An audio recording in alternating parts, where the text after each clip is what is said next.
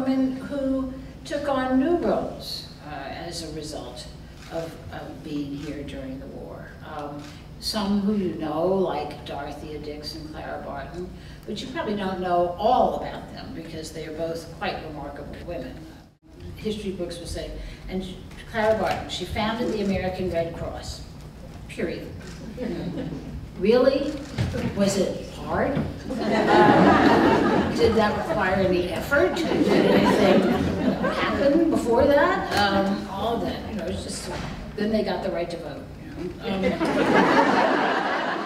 There were hardly any women in medicine at all. There were just a couple of doctors.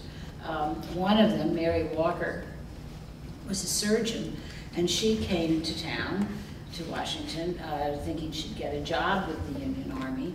They wouldn't hire her because she was a woman. She also dressed like a man, which caused her to get arrested from time to time. But she eventually volunteered and then was hired on a contract basis by the Army and traveled out into the field and had such horrendous experiences. She was captured that she is still, to this day, in 2015, the only woman to have won the Medal of Honor. Jane Swisshelm, who was an ardent abolitionist, but she was the first woman allowed to file from the Senate Press Gallery.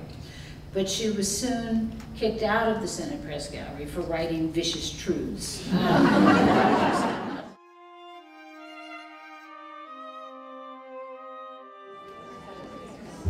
Good evening. I'm Liza Lorenz with Ford's Theater Society, and on behalf of our Board of Trustees and everyone at Ford's, I want to thank you for joining us this evening for our special event. We are honored to have Cokie Roberts here with us this evening to give us an inside look at her new book, Capital Dames, The Civil War and the Women of Washington. Cokie Roberts is a political commentator for ABC News and NPR. She has won countless awards, and in 2008 was named a living legend by the Library of Congress. She is the author of the #1 New York Times bestseller, We Are Our Mother's Daughters. Her other books, Founding Mothers, Ladies of Liberty, and From This Day Forward, also spent weeks on the bestseller list. Additionally, Ford's Theater is proud and honored to have recently welcomed her to our advisory council. The Washington Post has called her a gifted narrator of Civil War history and praised Capital Dames for its ability to weave the experiences and perspectives of these women into a fresh and illuminating account. And I hope tonight, after Cokie Roberts' discussion, that you'll join us in the lobby for a book signing. We are very fortunate to have this distinguished woman appearing here at Ford's Theater tonight. Please join me in welcoming Cokie Roberts.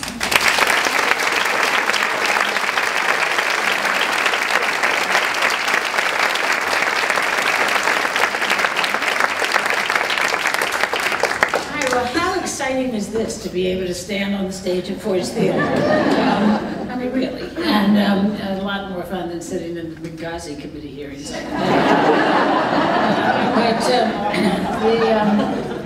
But also to be able to talk about a book about the Civil War in Washington in this place is very, very special. I have to tell you, though, the truth is I never, ever wanted to write a Civil War book. All of my ancestors fought on the losing side. So we can start there. But also, you know, I hate it. I mean, there were 600,000 dead Americans. It's the ultimate failure of politics, and I do, even after all of my years of covering it, do believe in the political system. And so I just didn't want to go anywhere near it. But the publishing house had another view, and so there it was. And so then I thought, well, okay, they want me to write a Civil War book. What? What's the book? You know, that was a problem. And I knew, of course, that it would be about women. Obviously, there are plenty of the other kind. And I knew that whatever it was, that I would have a wonderful time discovering and reading women's letters. I mean, you just can't imagine how much better women's letters are than men's letters. They really are. They're just head and shoulders, because the men, you know, the prominent men, write very self-consciously. You know, It's as if the bronze and marble statues of them wrote the letters, right? And they edit them, and they're very purposeful and pompous, and the women just write letters, and they write these wonderful, funny, frank, truthful letters, and they're filled with politics. They care deeply about the politics, but they also tell you so much more. They tell you who's having and all too often losing babies, what the fashions are, what the economic situation is, you know, what various people are doing that they shouldn't be doing, things like that, so that you really see a much broader picture of American society through their letters. And I actually would argue that if you only tell history from the perspective of half of the human race, you're not telling a full history. And so I knew that when I found them, and it's very hard, it's a lot of detective work is involved in finding women's writings, but that I would love them. I have to tell you, my personal favorite remains one that I found when I was doing Ladies of Liberty, which is the early Republic. It's the period from John Adams to John Quincy Adams. And this was a letter written by Louisa Catherine Adams, John Quincy Adams' wife, in 1820. And she was here in Washington. He was Secretary of State. She was running him for president. She said it was her vocation to get him elected president. And she wrote these wonderfully gossipy, chatty letters back to old John Adams, because by this time Abigail had died. And 1820 was the year of the first Missouri Compromise. And Congress stayed in session much longer than it normally does because of hammering out the compromise. And normally they adjourned in March, and they didn't leave until June. And so, you know, it was a mess. There was no ice, people were sick, all kinds of stuff. And finally they leave. And she goes shortly after that to a meeting of the trustees of the Orphan Asylum, which Dolly Madison, along with some women, local women, had established after the British invasion of 1814. So she goes to this meeting of trustees, and one of the women says to her that they would need a new building. And she said, why? And the woman says, the session had been very long. The fathers of the nation had left 40 cases to be provided for by the public, and our institution was the most likely to be called upon to maintain this illicit progeny. 40 pregnant women left behind by the Congress. There were only like 187 members of Congress at the time. Some of them might have been recidivist, I don't know, but it was... At any rate, she says, you know, she's all huffy, and she says, I recommended a petition to Congress next session for that great and moral body to establish a foundling institution, and should certainly move that the $2 additional a day which they have given themselves as an increase in pay may be appropriated as a fund toward the support of the institution. That doesn't get any better than that. When I found that letter, I just couldn't quite believe it. And in fact, I did find from her daughter-in-law, Abigail Brooks Adams, some of her unpublished letters were quite wonderful when I was writing this book. She was here briefly. Charles Francis Adams, John Quincy and Louisa's son, was briefly in Congress, and then he became the Union's ambassador to the Court of St. James. But while she was here, she wrote these wonderful letters home to her son, Henry Adams. And she talked about President Buchanan as a heavy old toad. And she was very dismissive as well of the Speaker of the House, where it took, by the way, 2 months and 48 votes to get a Speaker elected. My favorite is, she said, I would advise any young woman who wishes to have an easy, quiet life not to marry an Adams. So I knew that I would come upon something like that and that I would love it, but I still didn't know what the book was. And so I really was kind of struggling with it. And then I started thinking about my own growing up here in Washington after World War II. And the mall at the time was covered with these ugly Quonset huts that were called temporary buildings. I actually remember asking my mother at one point, what's temporary mean? Because they weren't going anywhere. Finally, they were taken down and replaced by those ugly buildings on Independence Avenue. But that's right. But they were a physical manifestation of how Washington had grown and how its importance in the country had increased as a result of the war. Because it was so much more involved in American life. And I also, of course, knew the story of Rosie the Riveter and the government girls coming to Washington during World War II. And I knew that it had spurred on activity towards equal rights. The Republicans had actually put the Equal Rights Amendment in their party platform in 1940, and then as a result of the war and the pressure from the activities of the women in the war, the Democrats put it in 1944. So I started wondering, well, I wonder if the Civil War had a similar impact, if it changed women's lives, if it changed Washington. And so I started doing the research on that and found that not only did it, but it did it in very dramatic ways, so that's the book. And it turned out to be a great deal of fun to find out and to put it together, and a great deal of difficulty. For Rosie the Riveter, there were women working in munitions factories. And here in Washington, there were young, poor women working in the arsenal. And there was a horrible arsenal explosion. They were all killed. And the description in the next day's newspaper, when the tarp is taken off of the bodies and they're unrecognizable, the reporter says they were trapped in their hoop skirts. So there they were, July in Washington, hot as it can be, doing this dangerous work, and they're dressed as proper 19th century, mid-19th century ladies. The next day there was a huge procession to Congressional Cemetery, where there's a beautiful marker to them, led by the President and the Secretary of War, honoring the contribution they had made to the war effort. And then for government girls, it turns out they were here in large numbers. They started trickling in as the war was beginning because they needed work. The men were gone and they needed to make some money. And then very soon after they started arriving to try to find jobs in various government agencies, the Congress passed a bill allowing the printing of greenbacks to pay for the war.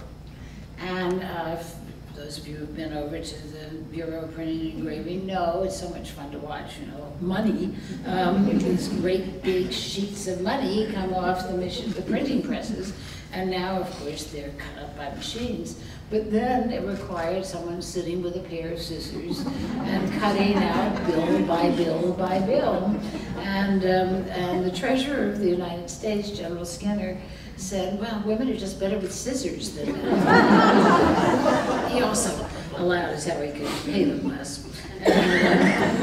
And some things don't change. In fact, hardly anything changes, if the truth be told. But, and then there had been some women journalists before the war, but many more started showing up during the war to cover various aspects of what was going on here.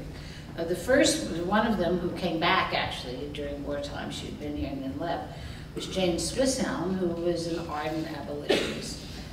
But she was the first woman allowed to file from the Senate Press Gallery. But she was soon kicked out of the Senate Press Gallery for writing vicious truths. She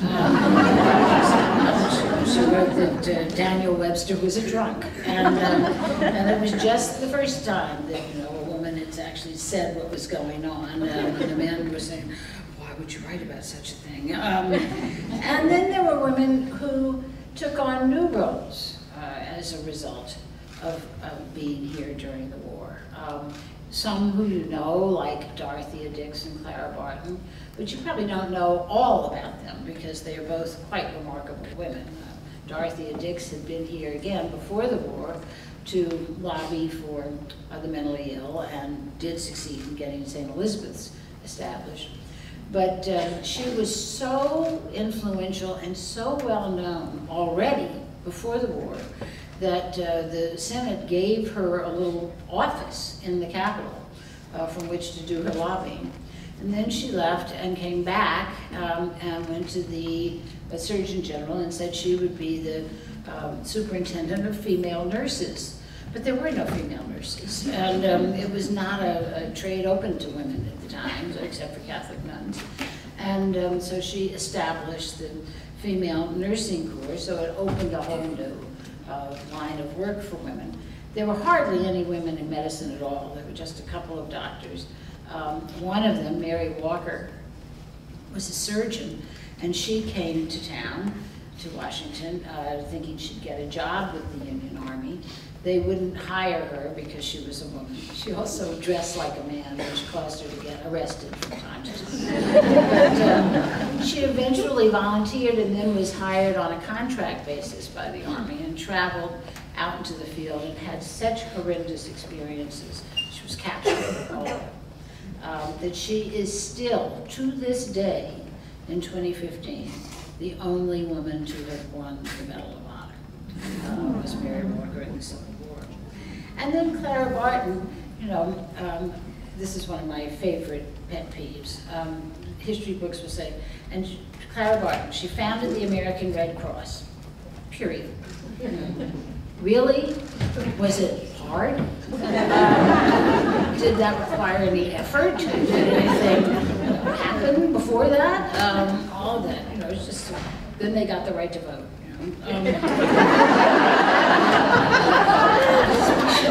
But her story, I'll tell quickly. She was the daughter of a suffragist and an abolitionist in Massachusetts. Her mother, I'm talking about, and she was a school teacher, and she was always railing against the fact that people were trying to hire her at a lesser salary than men, and she would not take the job and all of that. She finally came here hoping to get an equal pay job, and she did for a while in the patent office. And then when the war started and soldiers from her hometown in Massachusetts were bivouacked in the Senate chamber, she went and nursed them and provided supplies for them. And they then started writing home and saying, there's this little woman who can get anything and do anything, so if you have something to send it to her.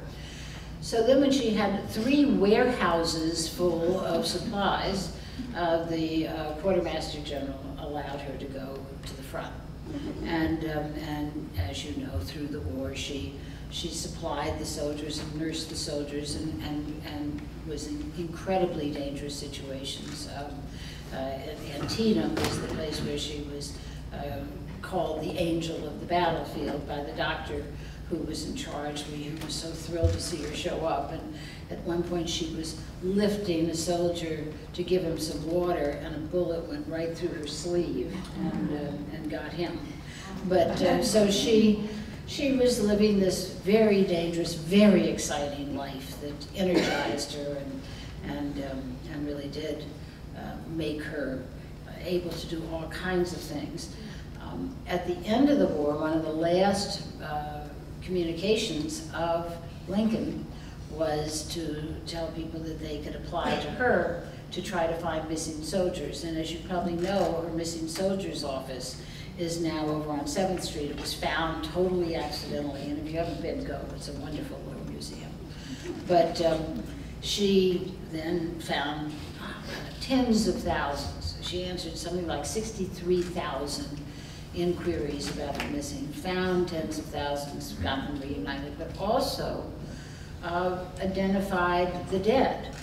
So she went to Andersonville, for instance, in the heat of summer, and was able to put markers on the graves of more than 10,000 of the Union dead, so that they had the dignity and the respect of being recognized rather than being marked as unknown.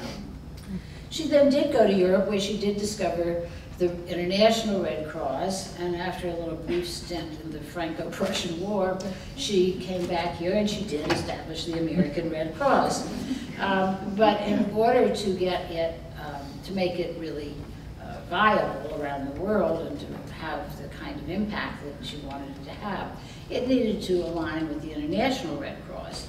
And for that to happen, Congress had to ratify the Geneva Treaty. And what we're talking about with the Geneva Treaty is what we're still talking about, is the Geneva Conventions. And you know, it was right after the Civil War. The last thing on earth Congress was interested in was foreign entanglements. And it took a couple of decades of unbelievably persistent lobbying. And then the Congress did finally ratify the Geneva Treaty in 1883. And she then went as the American representative to Geneva in 1884, where she introduced what's still called in international relief organizations, the American Amendment. And that just says that the Red Cross can go in after natural disasters as well as war. So anytime that you hear about the Red Cross coming in after a flood or a hurricane or an earthquake or whatever it is, it's because of Clara Barton being so persistent all those years ago in getting the Senate to ratify the convention. So there are all kinds of wonderful stories of women doing interesting things and doing things they had never done before because of the war. But of course, because it's me, the people I'm most interested in are the political women. This is the wives, the sisters, the friends, the relatives of the political men. And since I'm here in this theater, I would like to talk about Mary Lincoln. It's not easy to talk about Mary Lincoln. I hardly ever talk about Mary Lincoln because she is hard to talk about. She had a hard time. She came to town and, you know, nobody liked Abe Lincoln. It was pretty much a Confederate town, even though it was officially the Union capital. And everyone assumed that she was some rube from the West, even though she was related to half of the town. And so she was somewhat shunned. One of the people who did try to befriend her was Elizabeth Blair Lee, who, of course, lived right across the street from the White House. She was the daughter of Preston Blair, Lincoln's great advisor, had been since Jackson's time. And her brother, Montgomery Blair, was in the cabinet, and her other brother, Frank Blair, was in the Congress. And her husband, Samuel Phillips Lee, was in the Navy, the Union Navy. He was Robert E. Lee's cousin, but he was in the Navy. And because he was in the Navy and gone all the time, she wrote to him almost every day. So we have those letters, and they are quite wonderful letters. The ones from the wartime have been printed into a book called Wartime in Washington, so it's something I would recommend. But she had all kinds of political savvy, and in fact, when she died, her obituary said that she weighed political opinions and kept political secrets, and then described her own political views in the newspaper, which I found quite remarkable, saying she was a moderate between the factions, and that very few women have had so broad a political experience. And part of that was because she was friends with everybody on both sides. One of her best friends was Verena Davis, the wife of Jefferson Davis. And Verena Davis is an absolutely delightful person, unlike Jefferson Davis. And she wrote wonderful letters back home to her parents mainly. And at one point, again before the war here, Stephen Douglas and Abraham Lincoln had run against each other, and of course Douglas won. He comes to town, back to town, and he gets married to Adele Cutts, who was one of the beautiful young women vying to be the chief belle. They were all vying with each other for chief bellehood. They called themselves belles, and she was in the mix. And she was Dolly Madison's great niece, and everybody loved her. She was brilliant, she was beautiful, and she was kind. And so when Stephen Douglas is about to marry her, Verena Davis is furious. And she writes a letter home to her mother and says, "The dirty speculator and party trickster, broken in health by drink, will with his first wife's money buy an elegant, well-bred woman because she is poor and her father is proud." And then Verena says, "But fortunately there's a new water system coming to Washington, so that sparing his wife's olfactories, Douglas may wash a little oftener. If he don't, his acquaintance will build larger rooms with more perfect ventilation." You see, you don't discover from the men's letters that Stephen Douglas stinks. But at any rate, Lizzie Lee was able to stay friendly with both sides, and she worked very hard to really form a friendship with Mary Lincoln, which, as I say, was not easy. Now, part of it was that the women of the town were not nice to her, but she also totally put people off all the time. And really, her two best friends ended up being women who worked for her. The nurse, Rebecca Pomeroy, who was called in to take care of her little boy Tad after Willie died, and of course, we all know now, particularly here in Ford's Theater, her dressmaker, Elizabeth Keckley. Although Elizabeth Keckley really, it's a disservice to call her a dressmaker. She was a couturier, she was a designer, and she had a shop, and she designed for all of the prominent women. In fact, Verena Davis tried to bring her back south with her when they seceded. Mrs. Keckley, of course, had sense enough not to do that as a former slave. She became Mary Lincoln's by far closest confidant. But her temper, Mrs. Lincoln's temper, and her jealousness really got in the way of all of her relationships. And so it became very difficult. And right at the end of the war, when the president was just exhausted, and all of the newspapers were writing about how exhausted he was, Julia Grant, the wife of Ulysses Grant, is at camp with him, with Grant, at City Point, which is the port for Richmond.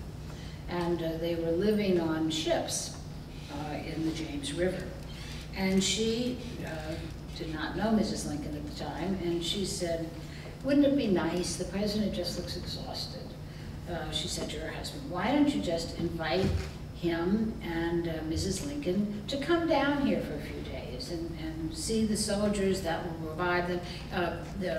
Their son, Robert Lincoln, Mary had kept from being enlisted. She had been adamant that he not enlist. But at the very end of the war, he was in Grant's command, so they could see Robert, they could come down. And so they did, and they went, they brought Tad along, and they took the River Queen, down the Potomac, through, up the James. And then after they arrived and graciously greeted by the Grants, the next day they were going to inspect the troops. The men went by horseback, and the women were in a bumpy ambulance, horse-pulled, of course, mule-pulled, and it took too long. It was muddy. It took a while. By the time they got there, the ceremony had begun, and the wife of General Ord, Mrs. Ord, was riding her horse in the place of honor next to President Lincoln. Well, Mary Lincoln had a fit, a total and complete fit. And she screamed and yelled at Mrs. Ord and sent her into tears, and then came back to the ship and yelled at the top of her lungs to the president that he had to fire General Ord. And it was just this embarrassing, miserable thing. She took to her stateroom, probably in embarrassment. And then Seward came down, also for a visit, and he took her back. So that left Lincoln in City Point as the Union Army is marching on Richmond. and then Richmond Falls. And Mary comes back, this time with Elizabeth Keckley in tow, and Mrs. Keckley writes about it very interestingly. But once she came back, Julia Grant was not invited to anything on the Lincoln's boat. And she took umbrage. She said, I felt this very deeply. I, not 100 yards from them, was not invited to join them. And so then they had a farewell party, and the Lincolns did, to go back to Washington to rejoice in the fact that the war was over. And Julia Grant was not invited to their farewell party. General Grant was off at Appomattox. And so she hired a band and sailed up and down their party. And as she went by their ship, she had the band play "Now You'll Remember Me." Now we know this because Julia Grant is the first lady to write a memoir. She could not get it published. Julia Grant's memoir was not published until 1975. Isn't that incredible? And it's really interesting. But you know, she was a mere woman. But that insult, the insult that Mary Lincoln managed to hurl at Julia Grant, probably saved Ulysses Grant's life. Because now everybody comes back to Washington. First the Lincolns, and the city is just in total ecstasy. They're bunting everywhere, there are bands playing everywhere, people are in the streets. It's just unbelievable excitement. The war is ended. And all the public buildings have what are called illuminations. They're all lit up with silhouettes of all kinds of scenes in the windows. And it's just this huge, huge celebration. Everybody goes to the White House. Actually, the president doesn't make one of his stirring speeches. He actually talks about Reconstruction. It takes another member of the cabinet coming to the window to say, what shall we do with the rebels? Hang 'em, everybody says. And then the Grants then arrive, and there's enormous celebrations for them.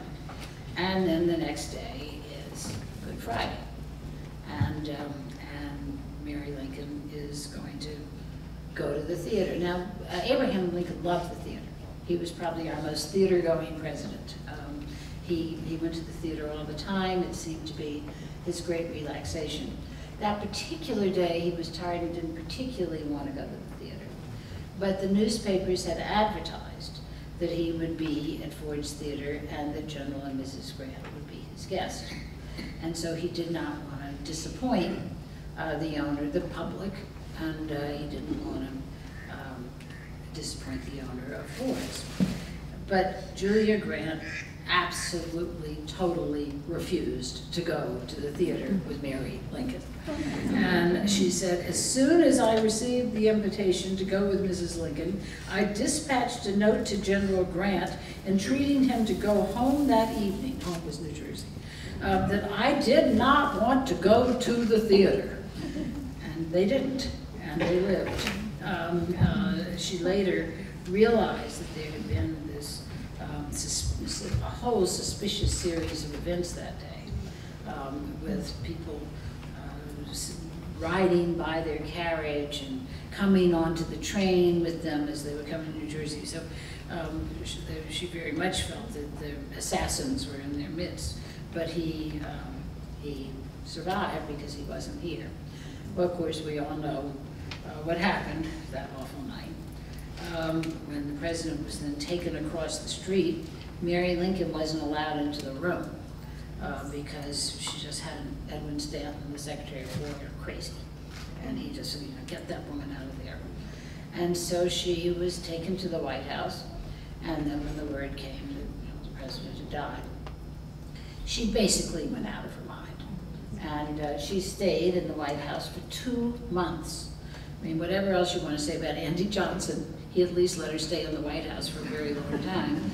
And the people who were taking care of her were Elizabeth Keckley, almost entirely, but also Lizzie Lee. And Lizzie Lee writes a lot about going over and how difficult it is. And she says, you know, I'll go as long as I can stand it. But she is having a hard time because Mary Lincoln is so crazed. But while she's in her bed, the conspirators were rounded up and put on trial. And you see their statues downstairs, the bullet that John Wilkes Booth used. All of them, the exhibit downstairs is wonderful. But the person during the trial that the public had by far the most interest in was the one woman, was Mary Surratt. And one of the reporters on the scene, Lois Adams, who wrote for the Detroit Advertiser, said hundreds trekked daily to the Arsenal, which is where a military tribune had been set up, to see the makeshift courtroom. The public was fascinated by Mary, and Andrew Johnson had decided early that she was guilty. She, of course, ran the boarding house where a lot of the men hung out, and he said, the president said, she kept the nest that hatched the egg. And the public taunted her during the trial. Isn't she the devil? I hope they hang her. She wore a veil during the trial, but it didn't really help. Jane Swisselm, our reporter friend, who was still here writing for the Pittsburgh papers, said, she made no scenes as a weak or vain woman would have done. But she was found guilty, and she was sentenced to death, which was absolutely an amazement to the whole public. The federal government had never executed a woman, but her sentence was published in the New York Times. The said Mary Surratt to be hung by the neck until she be dead at such time and place as the President of the United States shall direct. And the President of the United States directed that it would be July 7th between the hours of 10 and 12. The New York Times was sure that Andrew Johnson would yield to the imprecations to spare this woman and urged him not to. Dell Cutts Douglas went to the White House to try to argue for clemency for her. Anna Surratt was there, Mary Surratt's daughter, in tears, sobbing. One of the things you learn when you read this book is, Dell Douglas just goes marching in and tells Andy Johnson, pardon her. But they did it all the time. These women are constantly marching into the White House and telling off presidents. I mean, it's just remarkable. I am so jealous, I can't tell you. They do it all the time, no matter whom is president. But this time, Johnson said no. Even though Lewis Powell, the man who got Seward, had said that morning that Mary was innocent, and he had said, and some of the testimony against her had been controverted, but Johnson was not having it, and the only thing that undid Mary, according to the New York Times, was when she heard her daughter's sobs. And she said, what will become of her? What will be Anna's fate? And then she's brought out as the first one to be put on the gallows, where the paper says there was an air of mingled determination and resignation. And that was it. Now there's no going back. That was the first woman executed by the United States government. And Lois Adams wrote, it is an awful thing to hang a woman, but no execution, though multiplied by thousands, can atone for the wrongs these Southern women are guilty of in connection with the rebellion. All through, they have been the bitterest, the most difficult, unreasoning, dangerous enemies the government has had to contend with. So that's why Mary Surratt was hanged. And was she innocent? Probably. But that was That was the tenor of the times, and that's what happened as a result of the tenor of the times. By that time, Mary Lincoln was back home in Illinois. Elizabeth Keckley had taken her, much against Mrs. Keckley's wishes, but Mary Lincoln had insisted. And Mrs. Keckley got Mrs. Lincoln set up, and then she came back and wrote a tell-all book. And you see, things do not change. And that put her in, of course, a terrible light with Mary Lincoln, and actually it ruined her business because other people worried that she would write about them or felt that she was being unfaithful to Abraham Lincoln. But she was still able to carry out the work that she had started during the war that was incredibly important work, which was to help the freed slaves. She had bought her own freedom long before the war, but when enslaved people started showing up in Washington, basically freeing themselves before emancipation, and then after emancipation, of course Washington had emancipation before the rest of the country, when there were many, many more people coming, she realized how difficult their situation was. And so she formed the Society for the Relief of Contrabands. And because she was so well connected, she was able to raise money and awareness of their plight. And then after emancipation, it became the Freedmen's Relief Association. And many people came, many women came to work with the association and to help in the freedmen's camps. There was a huge one at Arlington. Among those who came was Sojourner Truth. But it was a huge social work activity that was engaged in by women. And that was just one of the many changes that the war brought about, was women engaging in that kind of work and engaging in it in very purposeful ways. Because that's in the end what happened, was that the people who had been belles, as they described themselves before the war, who had been flirtatious and funny and enjoyed the social scene and been written about in all the newspapers as these witty young women, because they were young, they'd marry in their teens. Of course, the war, many things happened to them. And by the time the war was over, they had a whole new way of engaging with the world. So Virginia Clay, who was this delightful young wife of Alabama Senator Clement Clay, who was written about endlessly before the war as the cleverest woman in Washington, and who wrote a book about herself called A Belle of the 50s, ended up, she was one who marched in and made Andy Johnson release her husband from prison after the war. He just finally let Clay go because he couldn't put up with Virginia anymore. But she became a suffragist. And before the war, she had laughed at the bloomers who were here in town, and after the war, she understood the importance of women's rights and stood on platforms with the likes of Horace Greeley and Mrs. William Lloyd Garrison, people her husband had viciously fought with before the war, and there she is. And one of the things that they did was not only engage in purposeful pursuits, but they also worked hard towards reconciliation.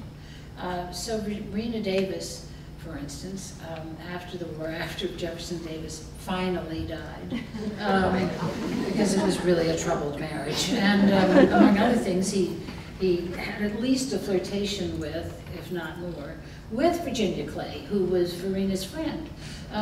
But she, after Jefferson Davis died, accepted a job in New York as a journalist. And she needed the money. He didn't leave any money. But also she wanted to move to New York. She wanted to get out and have her own life. And there was this huge outcry in the South. You know, it was a scandal. The First Lady of the Confederacy is moving to New York City.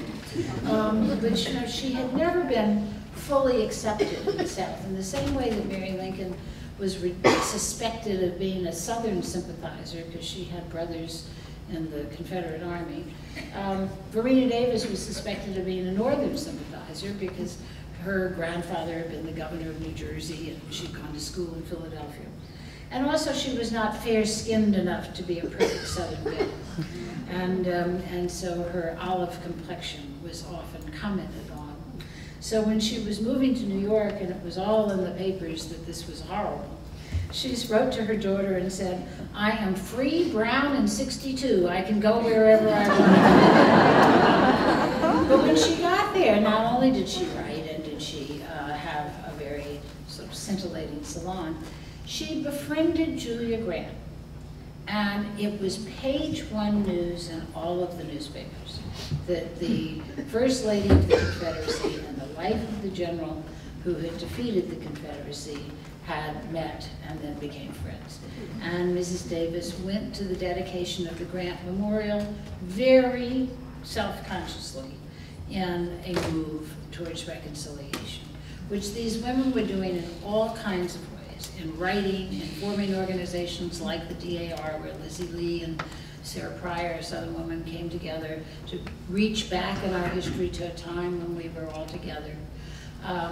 They did all kinds of social service work and relief work, and really were using their own voices, not working through the men in their lives, to come out on the public stage and promote the things that they thought were important.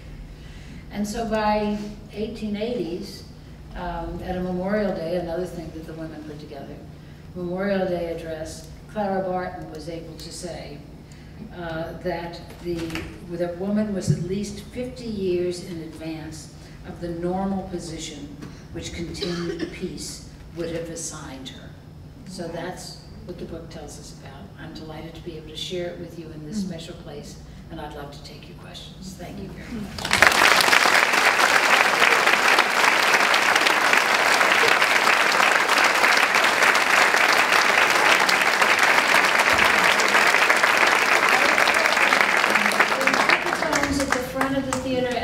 That you really do have to speak into the microphone because they're recording it, and they can't do it if they can't hear it. So, do you have any mention of the spies, either Confederate or Yankee spies who were in Washington? Well, the main spy, who I do devote a good bit of time in the book to, is Rose O'Neill Greenough, who was a Confederate spy. And she was Adele Cutt's aunt. She was a very prominent socialite in Washington, and she entertained men from both sides, sometimes late at night with the curtains drawn. And so it was really her information that allowed the South to win at Bull Run. And that was a huge shock to the North. There was every expectation that once the Army, got itself together, that they would wipe out the South immediately, and this notion of the Confederacy would be over, and that would be the end of it. And when Bull Run, Manassas, happened, people in Washington thought it was a lark. And they all went out with picnic baskets and all of that, to watch it like a play.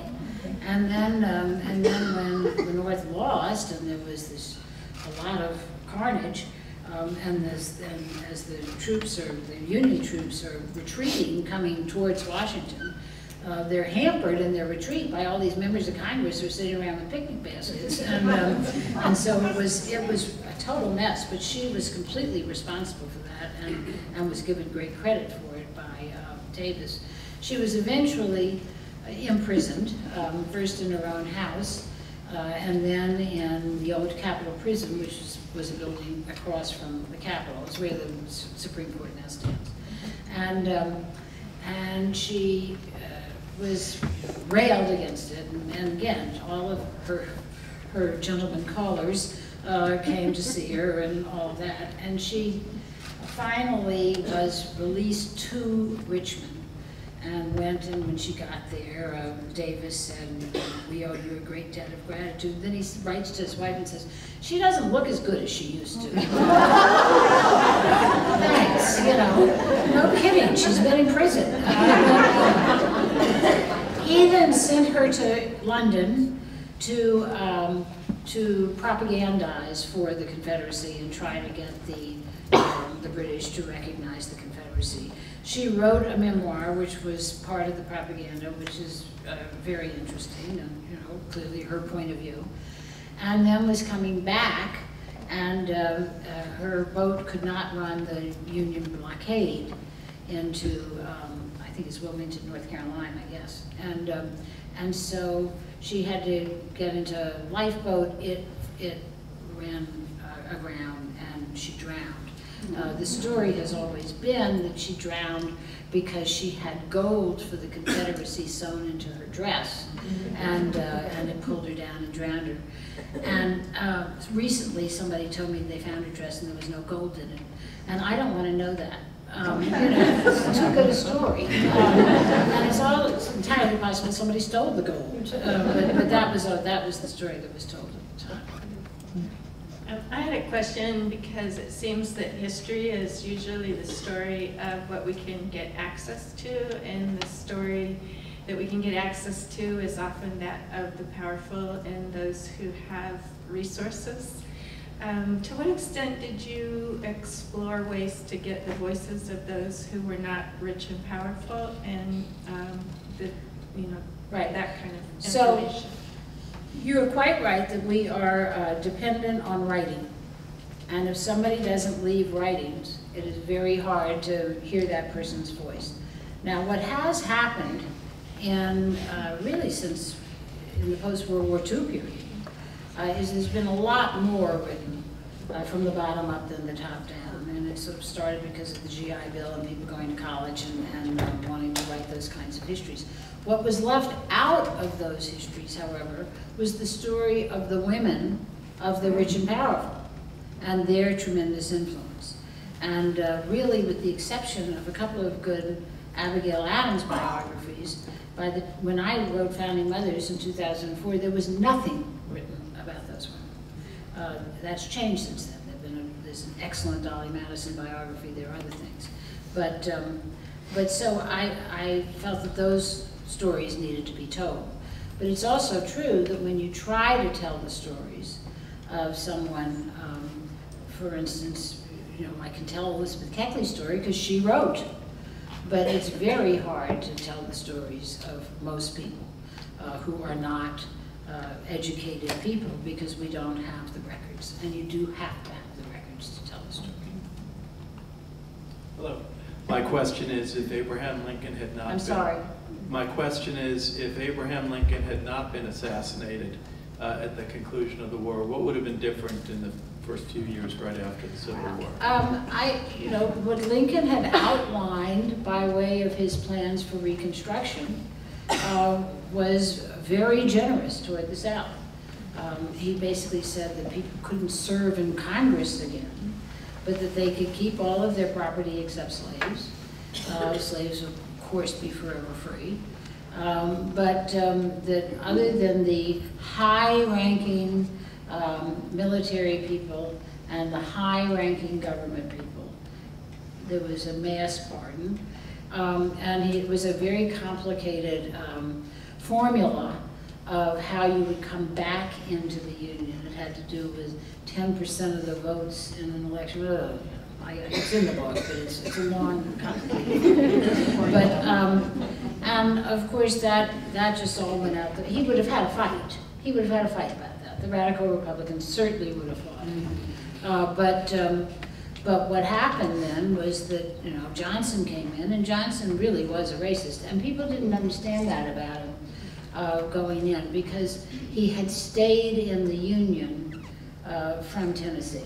So they thought that he, you know, was an abolitionist. He wasn't. He was a Unionist, and he was a racist. And so he really had no interest in making life better for these freed African Americans and giving voting rights and all of that. So he was at war with the radical Republicans, and he just didn't have anything like the persuasiveness and he didn't have the votes.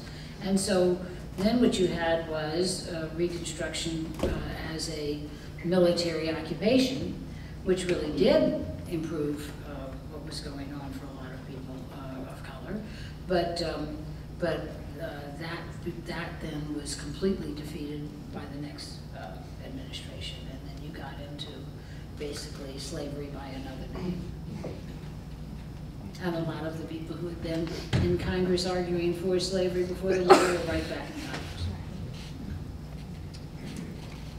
Congress. Cokie, it's absolutely a pleasure and honor to hear you. Thank you. And so much of what you're speaking about resonates today. That's always true about history. What's changed for women in politics today?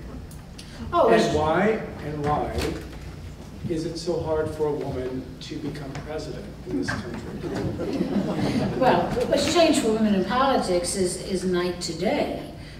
Women are in politics and holding office and making a difference, and they have been in every office except president and vice president. So it is a huge difference. And not only are women in office and in power, but they exercise a different influence in the halls of Congress than the men do. Harry Reid said recently, women are different than men. This just in. But by and large, this obviously isn't true for all of them, but by and large, they are more pragmatic, less ideological than the men, and they get together across party lines much more often, particularly on issues that have an impact on women, children, and families, but on other issues as well. So there's a huge difference. But you know, the question of a woman president, I think, is twofold. One is that we have a presidential system, not a parliamentary system. It's much easier to become the head of your party and then become prime minister than it is to have this singular vote for this one individual who is going to be the most powerful politician on the planet. And so that, that's been a hard nut to crack, but it's also true that it requires having the right woman in the right place at the right time. And that's really the luck of the draw. Somebody who runs one year and could be fine runs a different year and there's no chance. So, I mean, Elizabeth Dole says, now you can argue that she wouldn't have gotten elected anyway, but her reading of this is she was running in a year when the Republicans had already anointed George W. Bush and Steve Forbes had all the money in the world. And so she just didn't have a way to get any traction and that kind of thing. And that's what, that is just the luck of the draw. And so we'll see where we are in 2016, But I don't think that is there some resistance to electing a woman? Yes. And there's polling that shows it, although the way you have to ask these questions at a poll, because everybody will lie, everybody says, of course I'm ready to elect a woman president, right? So you have to say things like, do you think your neighbor would vote for a woman? So, it's really hard to get out of it. But in 2008, the LA Times did a poll that really did get at it, and 75% said yes, they thought the country would vote for a black president, and 2/3 said yes on a woman. So there's still that difference. Now it might have lessened in the last 8 years, but or 7 years. But there's probably still pockets of resistance just to the idea. Time for one more question. I'm wondering what you think about how we get this history out, because women's history so often remains in little pockets, and it's not in the textbooks, and certainly not the sources. How do we get the history out? Well, that's why I write these books, and they're really hard to write. And so, it's for that purpose exactly that I do it, and write them in a way that they do become bestsellers. So it is, I'm doing my part,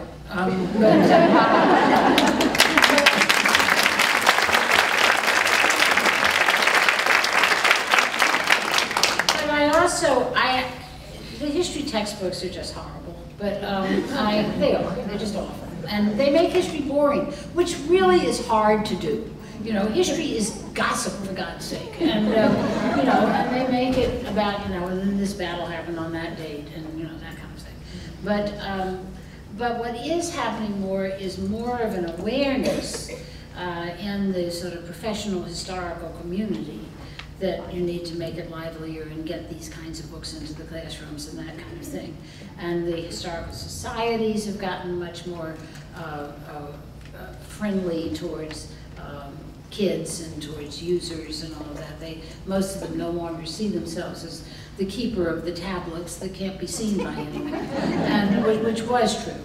And you know, you have places like Mount Vernon and Monticello, Montpelier doing really interesting and good work. So I think it's changing. The problem is it's changing at a time when we are finding fewer and fewer basic curricula requiring history.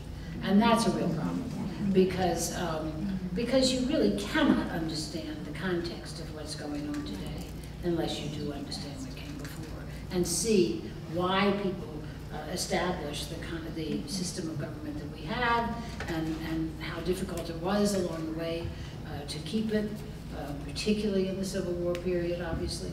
And it's a very, very important part of our heritage to understand this context and to understand what the American experiment is all about. And so, you know, the more that you all spread the word, the better, and I'll keep doing it too. And I'll be signing books outside. Thank you so much.